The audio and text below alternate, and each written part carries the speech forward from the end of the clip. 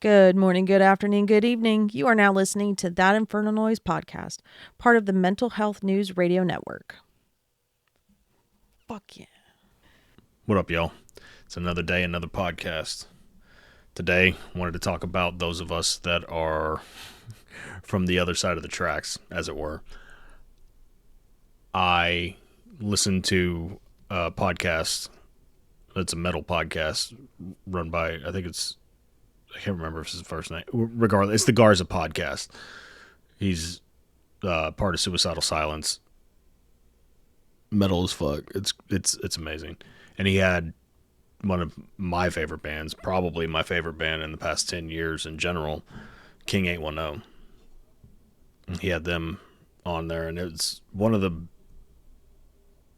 better podcasts I've heard as far as metal goes, because Garza actually understands it and he knows the people, so there's a little bit more of a rapport as opposed to whenever fans try to interview artists and whatnot. Not that it doesn't work sometimes, but regardless, it's a good vibe. And I hadn't heard David Gunn and Eugene Gill open up like that. I don't think ever. Like, I've heard them do other stuff. I don't think they've ever done it together, but, well, I'm not sure if they have. Regardless, the conversation was really good. And they come from a dark place. They're both from Flint, Michigan, and they grew up in the shit, for real. And listening to their stories through their music, reading it in Gunn's book, hearing them talk about it on the podcast, it's oddly familiar. And I'm not saying that I was as involved in that world as they were by any stretch of the imagination. But I was involved enough to where the stories that they're telling sound strangely reminiscent of the things that my friends and I were doing whenever we were younger. And it's a little jarring sometimes. And I don't mean that necessarily in a bad way. It gives me perspective. Because people like them, like Jellyroll, like, we came from nothing. We were nothing. We were told that we were going to be nothing because of where we came from and the things we did, the past that we have, etc. And I don't agree with that. I've never agreed with that, but I've always felt like a misanthrope saying it. And like I felt that way because it was just me. And now I realize that it's not just me. Jellyroll has had all the success in the world. Now, got to do the Opry, which you grew up listening to any kind of country. That's the goal. And he was a dealer. He's been in jail. He's done things that he is not proud of, and he's spoken about at length. I got to go to his concert last year, and it was... I hate using the term religious experience because I know how that outwardly sounds to a lot of people, but it's true. It was a religious experience. I shed tears. I'm not even gonna fucking front. During some of those songs and with some of the things he was saying, it really got to me. And I was there with my wife and some of our friends, and how we ended up there was just happenstance. And it was just... that whole day was an emotional day for me, in general. Because it was after my grandma had passed, but before my mom would pass. And things just hit me. Like, it just hit me because he was talking about not being alone, and not just because of your past, that doesn't dictate your future. Like, there are always people to tell us that we ain't gonna be shit, and that we don't know shit, and we haven't lived life, and we don't know this, that, and the other. But Jellyroll, one of my favorite quotes that he says, and I don't even think it's his quote, I think he took it from somewhere, is there is a reason the windshield is bigger than the rear view. And whenever I heard that, it resonated with me on a fucking crazy ass level.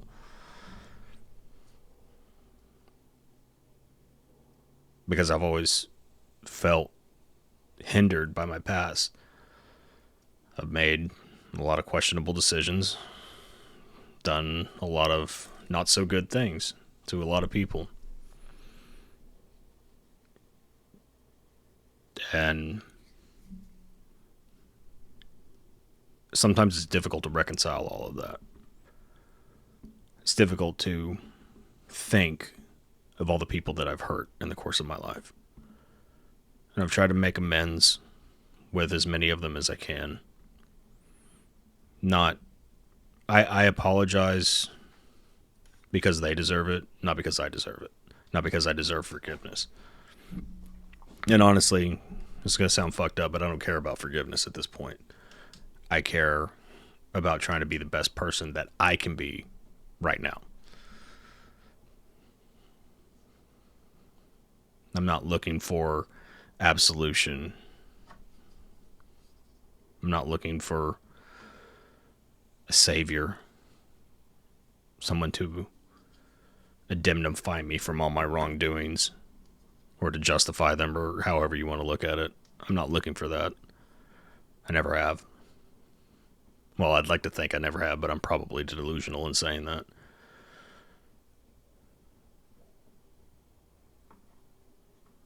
I wanted to be so much growing up. I wanted to, my big dream initially, outside of like being a rock star or being a rapper or whatever, it was to help people. I had a tumultuous childhood, like so many of us in our generation, and I wanted to help. I wanted to help kids specifically. Because I felt like I had nobody to help me whenever I was a kid. And that caused all kinds of bullshit in my head. And once I got a little bit older, I still had that same dream, and I would always look out for the younger ones. You know what I mean? And I was usually one of the older dudes in the crowd, but I mean like the siblings of my friends. You know, like Kevin and Chris and their friends. My friend Tyler. You know, I always had this big brother complex. I still do, to a certain extent.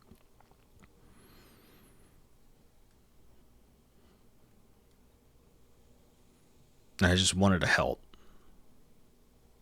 But along the way, I made a lot of fucked up decisions. You know, I stole from people, fucking hit licks, did all kinds of ill shit like that, and worse. And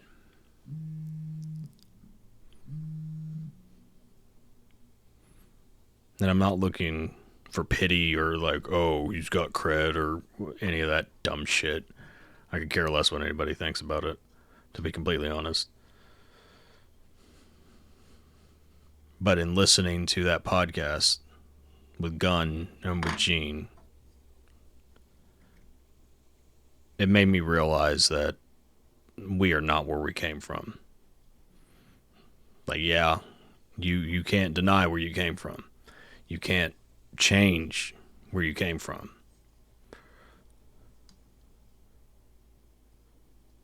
But you can change where you're going. And that's what they did. That's what Jelly did. They didn't let their past dictate their future. And with King specifically, I just feel like there's a lot of kindred spirit there. Because I feel like myself, I'm an amalgamation of all of these things that I've been through. All of the spiritual journey that I've been on, the good, the bad, the indifferent. I'm leaning more back into the bruja aspect of my spirituality. But I'm not losing the Catholic side. I feel like they're all part and parcel and they're all connected somehow. I don't know how, but I know they're all connected somehow. And I'm just doing what feels right to me now. And in listening to their music, I can hear a lot of the ideology that I have regarding religion, spirituality, witchcraft, all of it.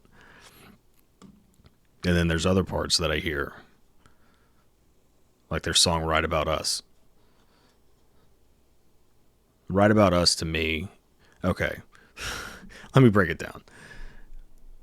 Memoirs of a Murderer is their first national album. Okay. I heard it shortly after it came out because they were going on tour with Korn and Slipknot. Korn and Slipknot are two of my favorite bands. So I went and I checked out the band that was going to be touring with them, which was King. And I immediately fell in love. I had never heard metal like that. Music in general.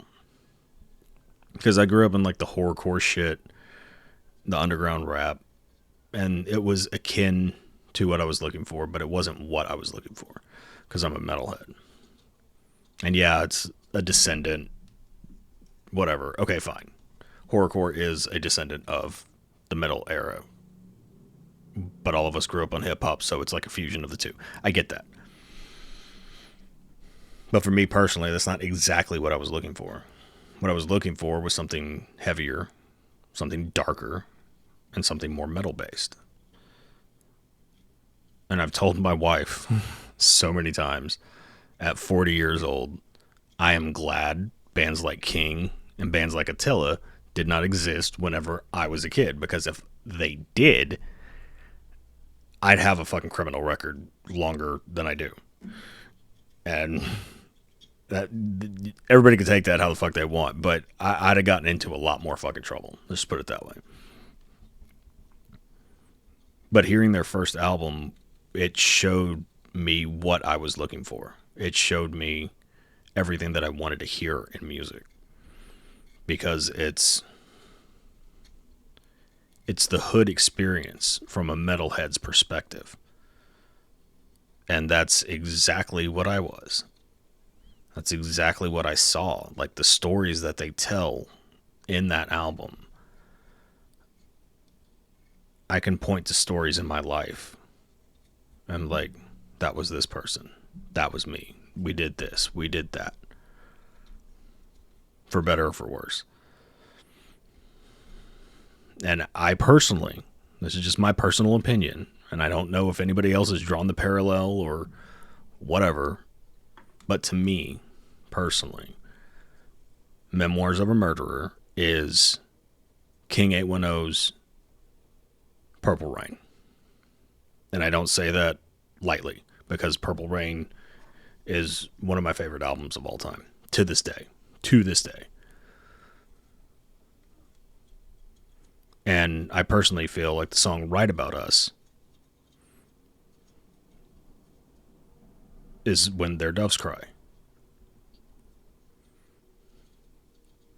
And again, I don't say that lightly, because When Doves Cry is arguably my favorite song of all time. Because of the raw emotion, the vibe. Like you can see everything going on as he's talking about it. And that's how I feel about Write About Us. I see David's face as he's singing. I see all of the people that he's talking about. I don't see their faces, but I see their shape. And as he's going through the song, describing everything, I see the people in my life that I knew that represent all the people he's talking about. Some of them are gone and never coming back. Some of them are gone and will be coming back in 5 to 10. Some of them just took off because they had to. They needed to. And I don't know exactly where I fit in with all that. If I'm the guy that took off because I needed to. If I'm the guy that abandoned my old life. I don't know. Frankly, I don't care. Because I was never hood enough for the hood guys. I've talked about this before on the podcast. I was never Mexican enough. I was never white enough. I was never this, that, and the other. Whatever. Cry me a river, right?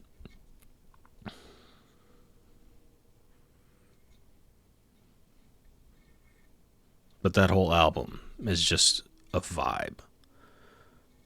And I don't say this like I'm the shit or whatever. I say this as a fan and as a like-minded soul. That album is the album that I would have made. And I'm not saying that I could have, I have the ability to make it. I'm saying it as if somebody could take all of the things that I have thought and all the experiences that I've had, not to the extent of them, obviously, but in general, that's the type of album I would have made. One that tells the real story, not the glorified fucking shit that the media tries to do where it's, oh, the gang violence, or it's not that. They're telling the dark side of it. And yeah, you could say some of it glorifies whatever the fuck, but you're talking about what you know, and you're talking about from the different perspectives that you've had over the course of your years. But Right About Us it's in the pantheon of my favorite songs, period. And then there's another song on there that I fucking tear up for almost every single time I hear it. And everybody that I've showed it to vibes with that song, whether they're metalheads, whether they're hip-hop fans, country fans, whoever. Everybody vibes with it. It's called Devil Don't Cry. Which is ironic, yes, I know. But I tear up every time I fucking hear it. Doesn't matter what I'm doing, doesn't matter the mood I'm in, it will make me tear up every fucking time. Once or twice, I'm not gonna front, it's made me actually cry, depending on the mood I was in. But overall, it just gets to me. Because I've been that guy. Everything that he says in that song just sticks with me. Because I remember having all of those thoughts. I remember feeling that exact same way. I remember thinking that it's never going to get better. I remember thinking that I got no plan. Like, this is my lot in life. I'm going to live this life until it runs out, one way or the other. I have no plans. I have no future. Nothing. For me, personally, that album was the soundtrack to my youth. And again, I don't say that lightly. And I'm sure that the dudes that I still talk to, if they really sat down and listened to it, they'd agree. Because we could all see certain people if you pay attention to those songs. And the reason that podcast impacted me so greatly, and Jellyroll impacts me so greatly, is because I always felt like I was out of place. I'm out of place in the corporate world because I come from the wrong side of the tracks. The shit that I hear people talking, or that I've heard people talking, they were inadvertently talking about me and my friends and the way we grew up. They didn't know that. Nor would they probably care. Like, well, you don't seem like that. And like, okay. Yeah, but that's because you're judging a book by its cover. Well, you're so well spoken. Well, what am I supposed to sound like? Well, you don't dress that way. Well, what the fuck am I supposed to dress like?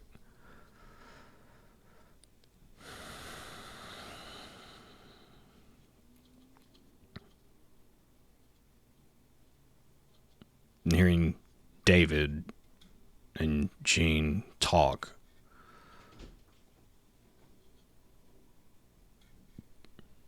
on that podcast, it made me feel like I wasn't the only one. Like, I'm fucking 40, okay? Like, I know I shouldn't be, or according to people, I shouldn't be getting something out of all this shit.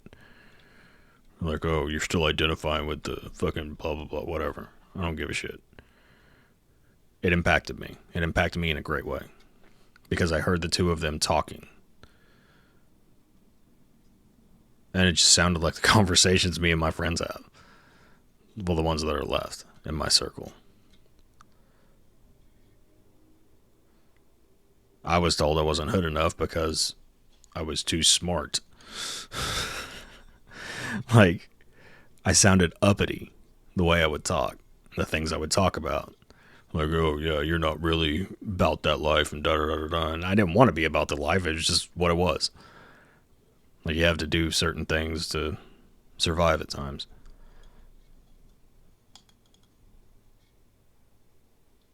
Like, I was actually told that. That boggles my mind. Like, how can you be too smart for fucking anything? But whatever. And hearing them discuss the things that they were discussing and the eloquent way that they were speaking, you could tell that they're self-educated, they're smart, but they've been through some shit. And I remember having the thought, listening to it yesterday, just, I'm not the only one.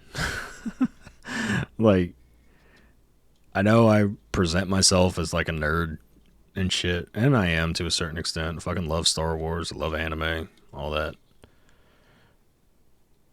But all of it's a part of me. I still have my fucking rags from whenever I was a kid. Like, the gang culture is instilled in me, whether or not I want it to be. And I'm not ashamed of it. I was ashamed of it for a very long time, but I'm not ashamed of it anymore. I wasn't as deep as some people. Some people that I know. Some people that I'm still friends with. But I was there. I saw it.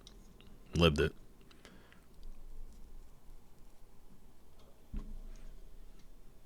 And it's nothing to be glorified. It's nothing to be revered or anything of that nature. It was fucked up decisions. It was stupid decisions that we all made.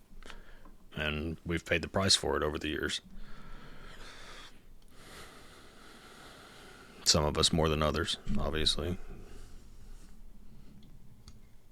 But just knowing that there's others out there. Like Jelly. Like David. Like Gene.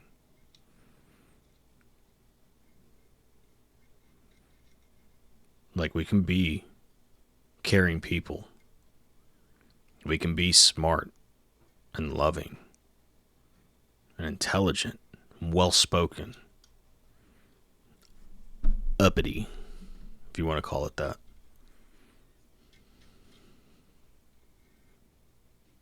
None of that's negated just because of where we grew up or how we grew up. Because I put my childhood up against anybody's. Anybody's. And I know what I had now. I didn't appreciate it then, but I know now. Like on my desk right now is a picture of whenever I graduated with me, my grandma, and my grandpa.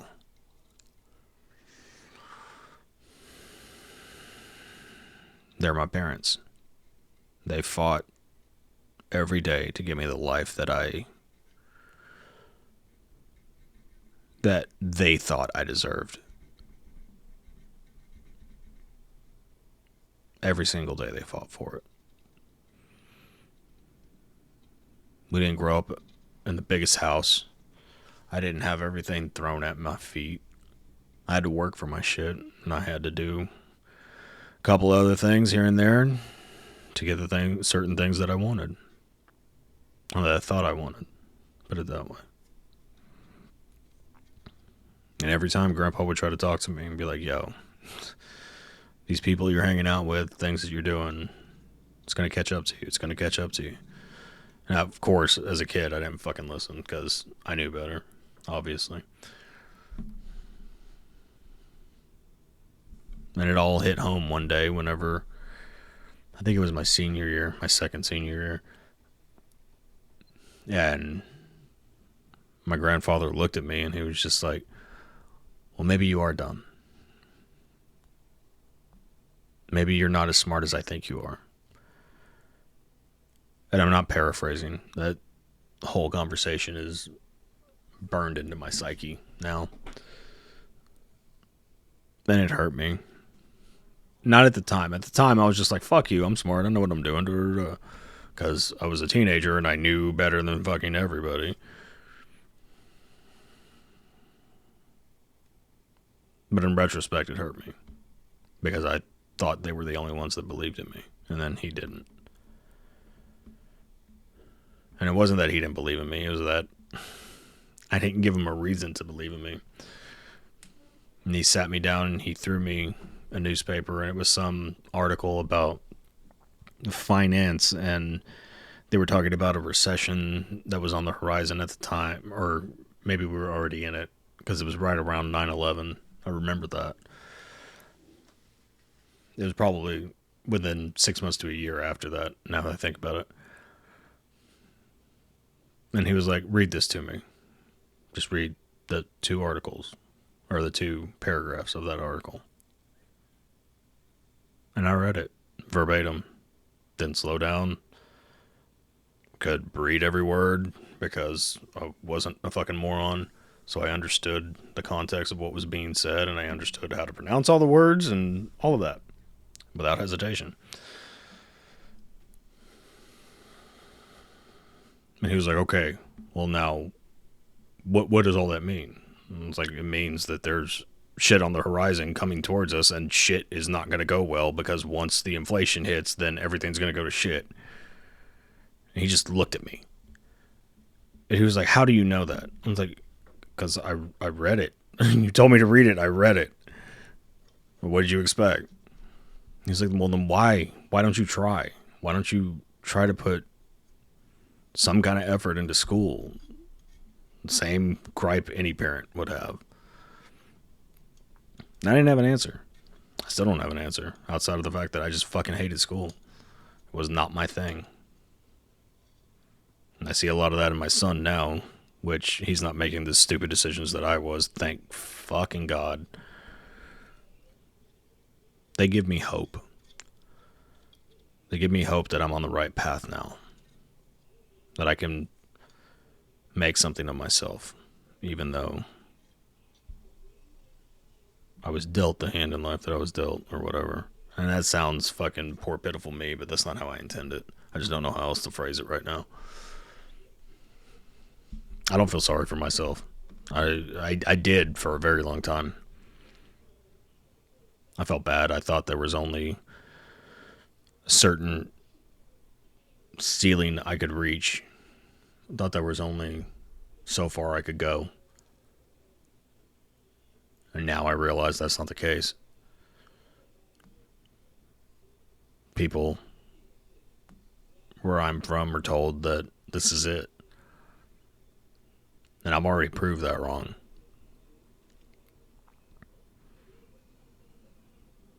I've already made something of myself in the corporate world. People like me shouldn't make it. People like me have been told they weren't going to make it in that world. I've been told by my hood friends, like, I don't understand how you could do that. Or my more hood friends. They're not hood guys anymore, but I did it because I had to. I did it because I had a family. I had kids I had to take care of. Any real motherfucker will tell you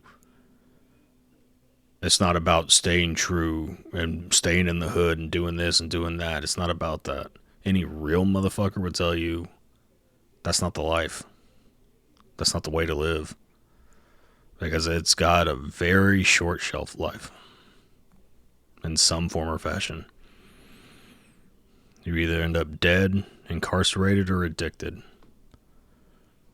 Those are the options. Unless you have the wherewithal to get the fuck out of it. And then you're called fake. Like, oh, you forgot where you came from. And da-da-da-da. I've never once fucking forgot where I came from. Not once. I know the things that I'm capable of. I know the things that I've done. I know the people that I've hurt. I remember all their faces. I remember all their names. I remember when it fucking happened. I'm not proud of it.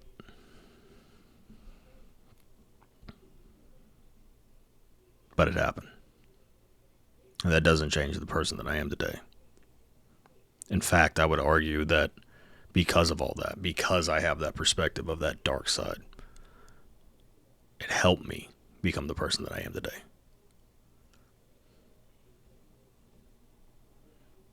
I'm not where I want to be. I'll admit that. There's a lot more that I want to accomplish. There's a lot more help I want to give. There's so much. There's so much that I want to do. So much that I'm going to do. It's just a matter of getting there. And I get discouraged very easily because of what I'm told my lot in life was. So I thank people like David Gunn, Eugene Gill, fucking Jellyroll,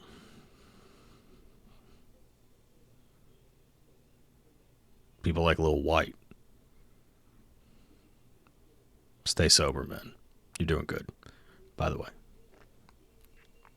People like Yellow Wolf. People that came from the gutter. You know, like we didn't have shit and we had to get shit. So we made shit happen. And I see them. People that grew up the same way I did. Maybe a little bit worse. Or maybe a lot worse. And they made it. They made it their way. Not the way that they were told they had to do it. They made it their own fucking way. All those people I just named are examples. For me, at least. And some would say that they are poor examples, and I tend to disagree because I have to see the people that have been through it and came out on the other side. I don't give a shit if you had every advantage and all of that shit and you pissed it away until you realized that you had more potential and you finally lived up to it. I don't want to hear that shit. I want to hear the motherfuckers that were told they weren't going to be shit. That at every turn, somebody else was throwing a roadblock in their way. Yet somehow they still persevered and succeeded.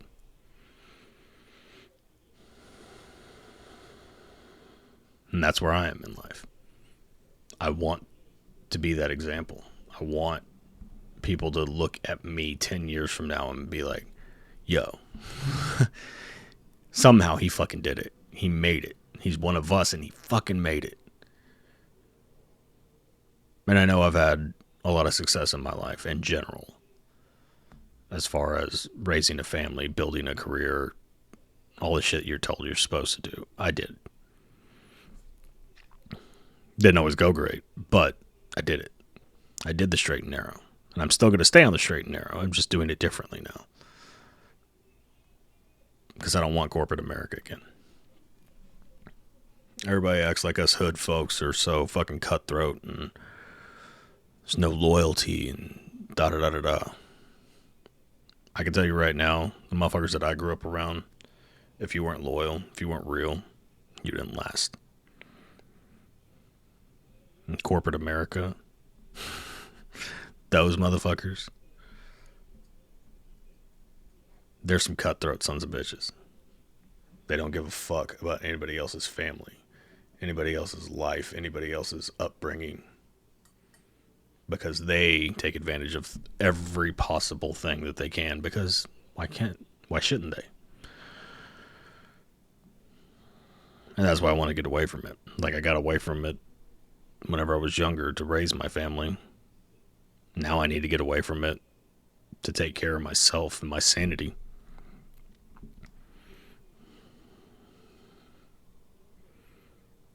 So to those that are on the other side of the tracks right now, to those that were told they weren't going to be shit, they weren't going to do shit, you're not smart enough, you're not strong enough, you're not this, you're not that, whatever. Fuck all that. Fuck it with a sick dick twice on Sunday. I don't give a fuck. None of that shit matters. What matters is you. What matters is what's in your heart, your drive, your motivation. That's all that fucking matters. Don't let anybody dictate who you are, who you want to be, who you think you can be. Because long ago somebody pissed on their dream and they just accepted it. Whatever it is, whatever you want to do it. Don't hurt nobody. Don't fucking hurt nobody. But live your dream. Because some of us wake up certain days and we hate ourselves because we didn't. And hopefully, it's not too late. Thank you for listening to this week's episode. If you like this episode or know someone who would, please help us grow the show by liking, subscribing, and sharing. Keep up with all episodes on Buzzsprout or anywhere else you get your podcasts.